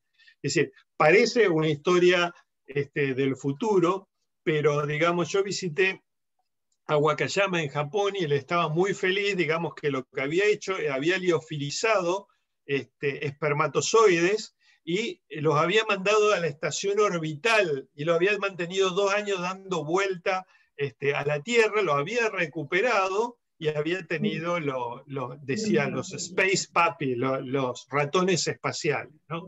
Entonces, ¿cuál es la ventaja de usar el semen liofilizado? Hay trabajos acá de Miragaya, en que han usado semen liofilizado y han tenido, y hay gente que, Catherine Hinrich ha tenido cría con material liofilizado. Eso implica guardar semen a temperatura ambiente. Pero podría haber otros métodos de desecación que no necesariamente es liofilizado, entonces, porque lo que necesitamos en la ICSI es el ADN íntegro. Entonces yo creo que es una tecnología que vale la pena desarrollar. En felinos. El felino anda fantástico y nosotros lo veíamos como una gran oportunidad para las especies en peligro de extinción. Pero también lo que descubrimos que en nuestras manos anda muy bien la fecundación in vitro. Entonces, en este caso, digamos, bueno, para algunos casos en particular, se van a poder combinar ambas técnicas, ¿no? Entonces, pero lo divertido de esto es que hay una técnica de reproducción asistida que no funciona, que es la superovulación, no anda muy bien en la yegua, que es la fecundación in vitro, no anda muy bien en la yegua, y hay una técnica de reproducción asistida en la vaca que no funciona, que es la ICSI. ¿Te das cuenta? Entonces, eso habla de la naturaleza, de la fisiología de las gametas, y a mí me resulta fascinante. Por eso me gusta mantenerme en esto de trabajar con diferentes especies, ¿no? Porque nos están dando informaciones perdidas, ¿no? La embriología comparada es impresionante. ¿Por qué tiene tantas células un equino, un blastocisto equino, y una de cerdo tiene 50 y la otra tiene más de 200?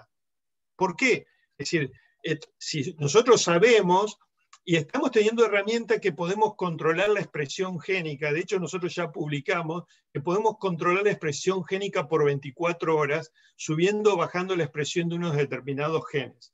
Entonces, nosotros pensamos que el hecho de estudiar la cosa comparada y saber qué pasa nos permitiría, por ejemplo, algo que no nos funciona hoy. Estamos ahora a punto de mandar un trabajo en que hacemos bipartición de embriones, y no funciona hoy. Si nosotros realmente supiéramos qué hace el equino para ir más rápido, tal vez nosotros podríamos, digamos, transformar, multiplicar sobre los embriones que tenemos, acelerarlo, digamos, para que tengan un tamaño y que haya preñez de un hemiembrión. ¿Sí?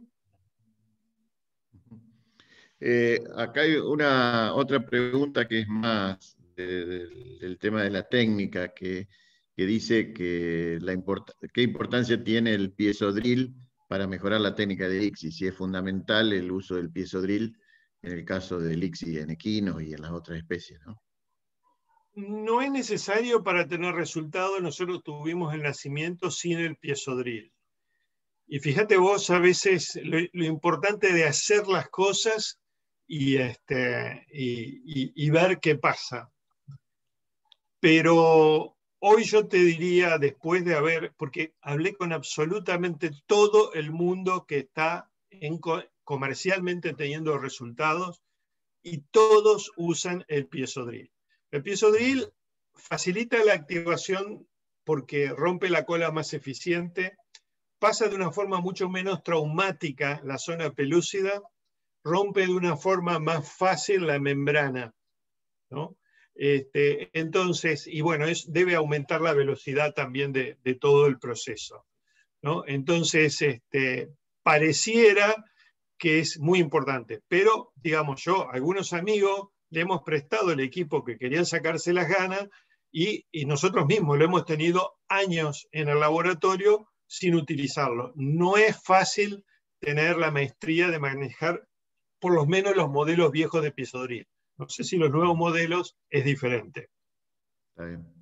Sí, había una pregunta hoy al principio, que preguntaron si han estado trabajando en la búsqueda de ARN mensajero, ARN, o los non-coding ARN, evaluando su participación en la expresión génica de ciertos genes de interés.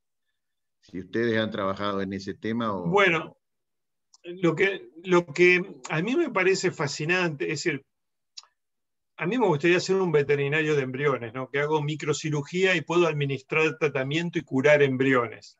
Ese es mi sueño de veterinario. Es decir, ya es tarde, digamos, para salir como vos con las vacas, y la verdad que vuelvo mal del campo, cada vez peor. Entonces, una de las cosas que sería maravilloso disecar es la cascada de expresión génica y de control de expresión génica de todas las especies, que no es lo mismo un ratón. Hubo un artículo que decía, una vaca no es lo mismo que un ratón, pero se refería al embrión, ¿no? Porque mientras el embrión tiene una mecánica para formar lo que son las células madre de lo que es el trofoblasto, la vaca tiene una forma diferente, ¿no? Entonces, pero lo que nosotros acabamos de publicar hace un año, de un trabajo maravilloso de Virginia Savi y colaboradores, hay una nueva alternativa. Ustedes saben, el sistema de edición génica, que cuenta de una enzima que cuando se une con un ARN, el ARN reconoce la enzima y la lleva a donde hay una secuencia específica que está en ese ARN guía. Entonces, normalmente la bacteria diseñó algo que corta. Lo que los humanos hicimos es que no corte. Y encima lo que hicimos, le anclamos cosas que activan la expresión génica, que sabemos que están en los virus. Entonces, con esto tenemos un sistema que sin provocar edición génica lo que hace es enciende los genes y los enciende por 24 horas, en nuestra experiencia. Y hay otra que hay otros elementos que lo que hacen es que directamente bajan los niveles de la expresión génica a nivel de ARN. Es decir, uno puede activar la transcripción o lo que puede hacer es apagar ciertos genes. Entonces, eso, bueno, a veces uno quiere hacerlo primero, pero bueno, si uno da una charla a veces tiene que decir estas cosas. Estos sistemas son CRISPR-on y CRISPR-off, ¿no? En los cuales regulan la expresión génica. Hoy los inyectamos y en el caso del sistema de edición génica se inyecta, pero ya se pueden simplemente por electroporación introducir. Entonces lo que nosotros esperamos es en la medida que nosotros podríamos prender y apagar genes en momentos muy puntuales, ¿no? Y que tuvieran un efecto profundo en la viabilidad, y por 24 horas. Así que yo pienso que sí, lo que pasa es que todavía no está incluso bien disecada, porque nosotros sabemos, por ejemplo, que si se enciende CDX2, que tiene que ver con la formación de trofoblastos, se apaga OCT4, SOC2, que tiene que ver con la formación del macizo celular interno. Entonces, nosotros sabemos eso. En el ratón, se enciende trofoblasto, se apaga el otro, ¿no? Pero la vaca es diferente. Y en el caballo no sabemos muy bien cómo es. Y en el gato, ¿cómo es? Entonces esas particularidades es todavía lo que tenemos que disecar. Si estamos muy en el inicio. Ahora, si tenemos herramientas finitas que sabemos que encendemos por tanto tiempo y después desaparece, entonces nosotros podemos empezar a jugar todo eso, ¿no? Eso es muy, muy interesante. Che, y con respecto al tema del gen de la miostatina en equinos, ¿cuál sería la ventaja sustancial de cuando hicieron CRISPR silenciando el gen de la miostatina? Creo que así lo hicieron, ¿no? Claro, bueno, básicamente yo ya vi que me había pasado, no entiendo cómo hablo tanto, y es un problema. Me lo dijo Rubén Mepleto cuando defendía el máster, ¿viste? Y no termino hago un esfuerzo enorme, pero bueno, el tema es el siguiente, la miostatina, y hay un trabajo pionero de Alejo Menchaca, que ha trabajado contigo, pionero a nivel mundial, ¿no? De que la miostatina es un gen que si se expresa, se frena la división celular y las células musculares se fusionan, los mioblastos se fusionan. Entonces, ahora, si no hay miostatina, lo que va a pasar es que los mioblastos se siguen dividiendo, se fusionan más tardíamente y lo que vos tenés es un animal más musculoso. Bueno en algunos casos, malo en otros casos, porque por ejemplo, en el caso de las vacas, eso está naturalmente en las vacas que son las Blue, Belgian Blue, es una característica que tienen, que son knockout prácticamente de la miostatina o se comportan como un knockout. Entonces son unas vacas hipermusculosas. El problema es que tenés que hacerle toda cesárea, ¿no?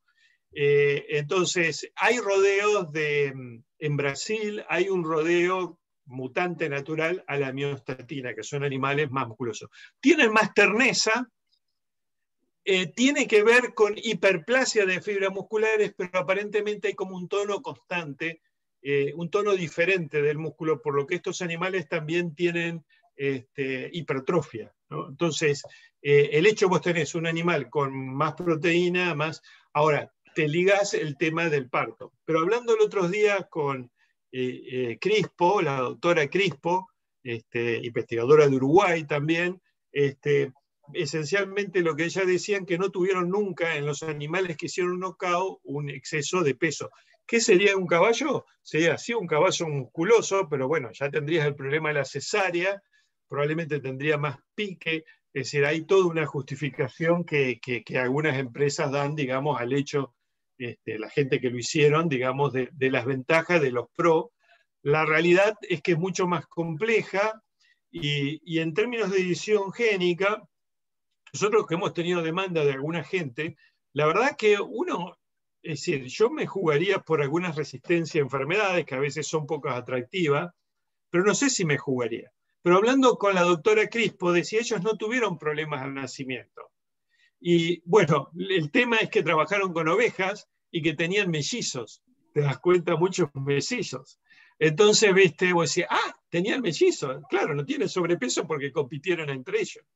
Entonces, bueno, si podemos solucionar el tema de los partos, hay un futuro para aquellas especies que tal vez tienen, digamos, partos múltiples, tal vez sea más simple, pero para vacas y caballos, en mi visión, los veo complejos, ¿no? Es decir, porque ya nacen musculosos, ¿no? Sí.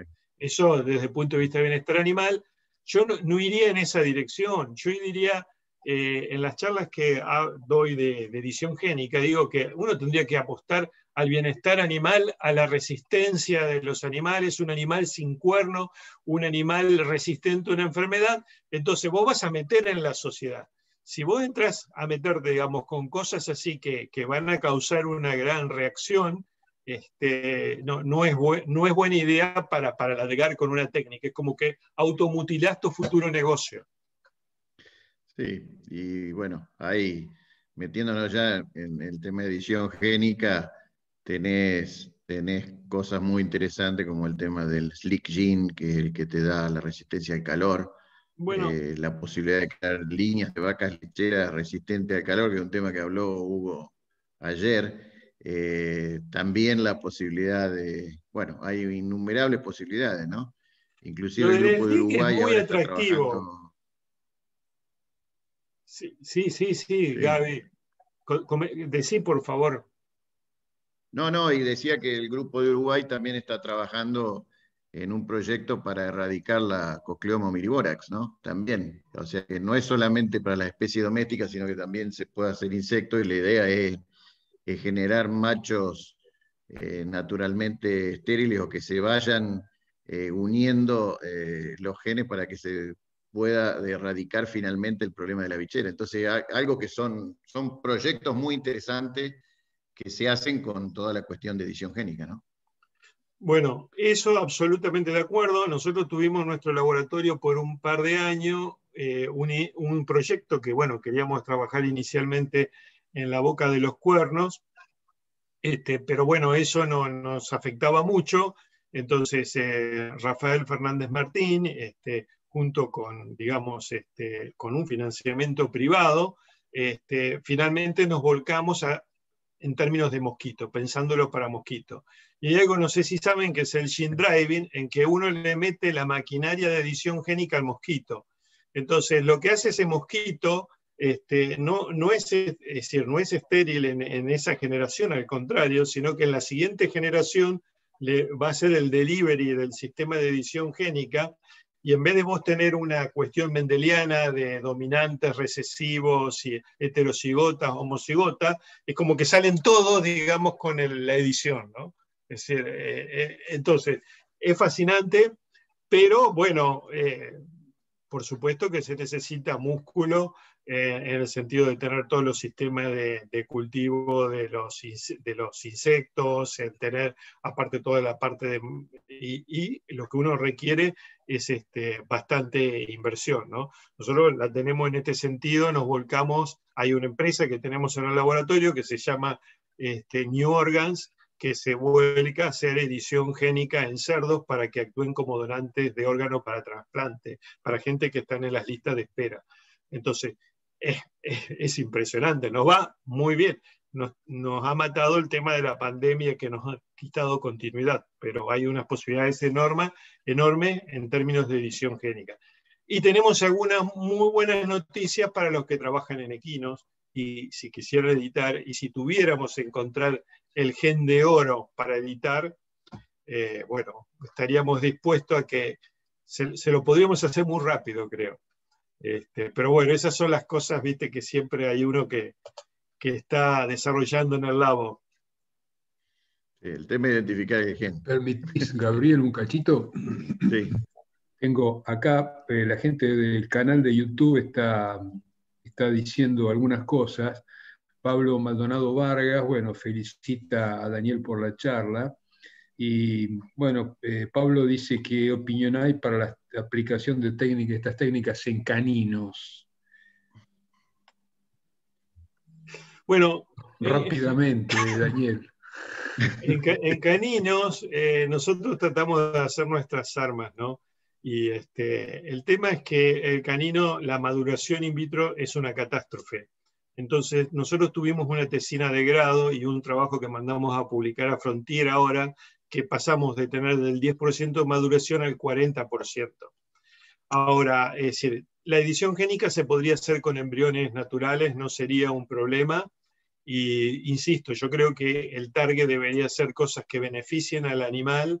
Ya se ha editado caninos para el gen de la miostatina, son trabajos coreanos. Y bueno, el tema de los caninos es que hay que manejarse con caniles, porque hay que hacer todo in vivo y eso es muy costoso y no es una dirección que me gustaría ir. Lo que tratamos de hacer nosotros es poner a setear los sistemas de producción in vitro de embriones en perro y nos está haciendo muy bien.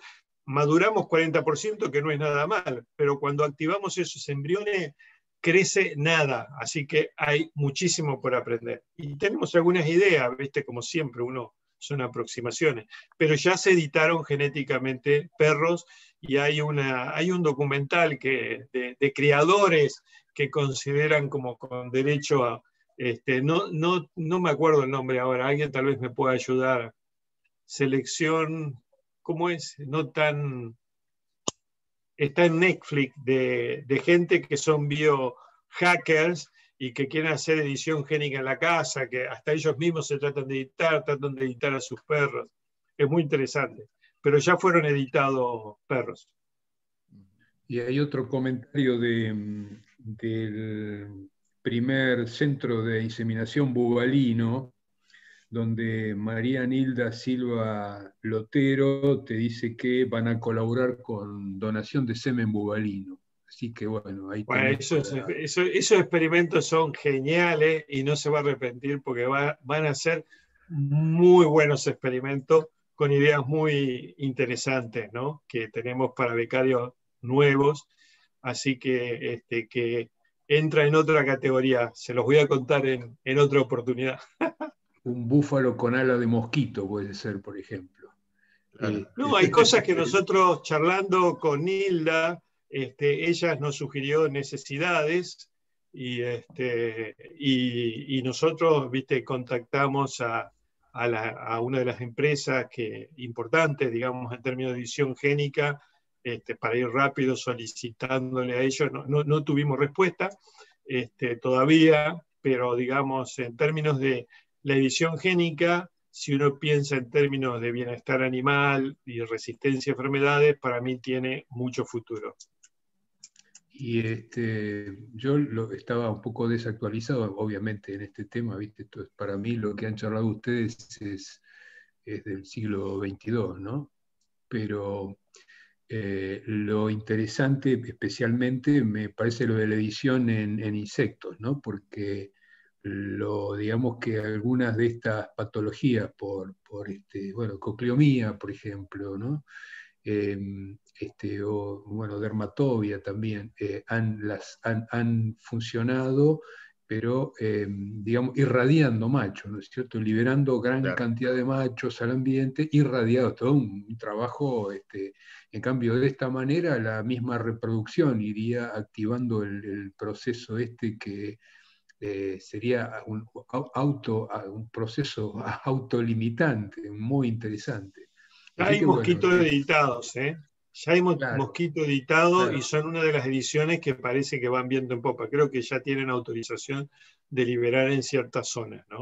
Claro, Este, el tema es que todas estas cosas, bueno, a nosotros nos agarró la pandemia y eso nos mató y bueno, y a veces hay cosas que, digamos, vos tenés que combinar grupos y esfuerzos, pero bueno, hay cosas que a nosotros no, que podemos continuar y hay cosas que no. Por ejemplo, nosotros, digamos, de nuestro laboratorio salió o estuvo por un tiempito, una empresa que puede diagnosticar enfermedades virales con herramientas de edición génica, ¿no? y es un test colorimétrico que permite, fuera de la PCR, y que identifica las secuencias virales. Así que imagínense, para diagnóstico, poder diagnosticar todas las enfermedades virales en nuestras especies domésticas. Nosotros los alojamos por eso, no tanto porque ellos trabajaban en dengue y de repente le apareció el COVID. Y bueno, se volcaron a trabajar, digamos, una empresa ya tiene 50 personas trabajando. Tuvieron 8 meses en nuestro laboratorio. Fue meteórico el paso. Fue un estudiante de doctorado, Pereira Bonet. Y con New Organ también estamos muy contentos porque tenemos un financiamiento lindo y creemos que podemos tener resultados. Pero a veces todo esto es encontrar la gente interesada, formar los grupos apropiados y bueno, no nos ayuda a veces, digamos, la situación, digamos, argentina y todo eso nos complica un poco, pero bueno, uno siempre es optimista, ¿no? Lo dejo en tus manos para ir cerrando, Gabriel. Bueno, hay un último tema y ya podemos ir cerrando porque ya estamos casi a 2 horas. Acá Solange Mármora dice, excelente charla, ella está trabajando con terapia génica intrauterina, con vectores adenovirales, que diseñaron para traer a Argentina terapia génica con ayuda de 2 laboratorios de Europa. Y si pregunta si hay alguna idea más allá de los knockouts que se tienen en mente para más adelante. Bueno, vos hablaste un poco de eso, yo creo que bueno, no es solamente el knockout, sino déjame decirle una sí. que hemos estado hablando ya. Es muy grosso, esa es una idea muy buena, es una idea excelente, es hacer edición epigenética. Si vos haces edición epigenética, te sacás de encima el problema de la edición génica, de tener un animal, de seguridad, de todo eso, y usando adenovirus lo podés hacer, digamos, entonces vos podés hacer edición epigenética, sería fantástico, porque, bueno, se pueden despertar absolutamente cualquier gen, ¿no?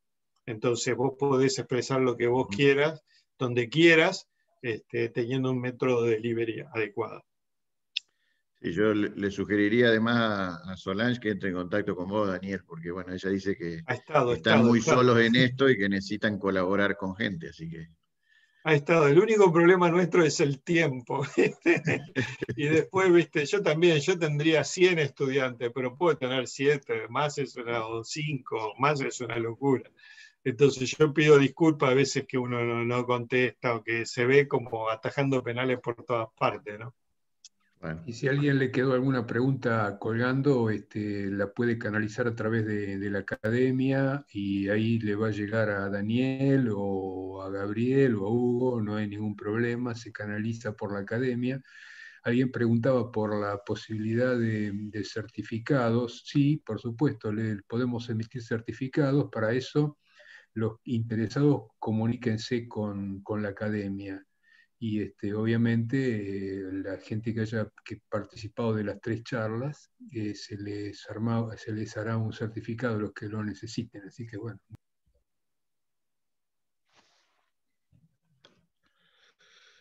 Bueno, muy bien. Creo que de mi parte agradecerte en nombre de la academia y en nombre de todos los que estamos acá por la excelente charla de hoy. Y bueno, creo que ya es tiempo de darle a Jorge el mando como para hacer la conclusión final de estos 3 días que a mí, por lo menos, me ha parecido muy interesante tu idea y te agradezco mucho haber pensado en nosotros en participar en esta. Así que una vez más quería agradecer de mi parte, creo que de parte de Hugo también. Sí, acá estoy también. La invitación. Estás ahí, Hugo. Bueno. Y bueno, y estamos dispuestos para cualquier momento que nos soliciten o que quieras que hagamos algún otro tema o que podamos hacer alguna jornada de discusión para la academia, estamos siempre disponibles. Bueno, muchísimas gracias. Ahí están. Sí, Hugo, vos querías decir algo. Adelante. No, yo simplemente agradecer a Daniel por la iniciativa. Realmente colocarme en el sándwich de estos dos monstruos fue muy, muy bueno. Hoy a la mañana recordaba, lo iba a buscar y no lo busqué, año 1994 o 95, primer simposio de reproducción que fui en mi vida y me traje la cabeza da vuelta por Greg Adams, fue el primer Irak. Me corregirá el año, Gabriel. 93. 93, bueno, estaba cursando, yo estaba en tercer año de facultad, a tratar de entender las ondas foliculares, y después la otra cosa que te dio vuelta a la cabeza cuando empezamos con clonado y demás, y que atrás vino Daniel, así que muchísimas gracias a los dos por la invitación y a la academia por la invitación para dar esto. Bueno, chicos, esto Yo, la verdad es que a mí estamos... yo quisiera agradecer, bueno, la participación de los dos, y a vos, Jorge, y a la academia por habernos dado el lugarcito para los que estamos en reproducción, poder, digamos, un poco, que desde la academia salga la reproducción, que la posiciona bien, ¿no? Y por otro lado, queríamos a los académicos demostrar la vitalidad y la fuerza que tiene la gente que trabaja en reproducción, particularmente Gaby y Hugo, que no son solo Gaby y Hugo, son los grupos que ellos han formado. Y bueno, agradecerle mucho a ellos y a ustedes, los presentes que han estado un viernes. Yo pensé el viernes no viene nadie, yo no, me costaría mucho, así que agradezco que han estado, y más lo que han estado hasta último momento. Y bueno, te dejo el cierre a vos, Jorge. No, una audiencia impresionante porque todavía tenemos más de 50 personas y en el canal creo que hay gente todavía, así que fíjense que normalmente cuando termina una charla desaparece el 90% de las personas y acá hay un montón todavía, eh, pese a que por ahí te extendiste un poco mucho en alguna respuesta, Danielito. Perdón, perdón. No, es una broma, es una broma. Vos mismo te autoflagelabas diciendo eso recién. No, excelente, excelente todo. Esto ha sido una ducha de actualidad tecnológica en este campo. La academia necesita esto y la academia se revitaliza con esto. Así que, y yo creo que ya deberíamos decir que el año que viene vamos a repetir una actividad de este tipo con ustedes tres y por ahí subimos a alguien más al colectivo, y discutiéndolo como lo discutimos. Y bueno, Daniel, muchísimas gracias por esta idea que concretaste y que ya la tenemos lista antes de la mitad del año. Esto se hizo muy rápidamente. Excelente las tres charlas, la colaboración de Gabriel y de Hugo, que apreciamos muchísimo. Así que bueno, la academia contentísima con esto, una actividad de primer nivel, y bueno, esperemos repetir el año que viene. Y bueno, vamos a seguir con el programa de charlas de la academia, que este año está bastante activo. Así que muchísimas gracias a todos los presentes, a los académicos, a los no académicos. Y sigamos para adelante. Este es el camino, ¿eh? El camino es la generación de conocimiento, la generación de recursos humanos, la difusión de ese conocimiento, el estímulo a la gente que está trabajando. Muchas gracias a todos y bueno, nos vemos la próxima. Muchas gracias. Chao, chao.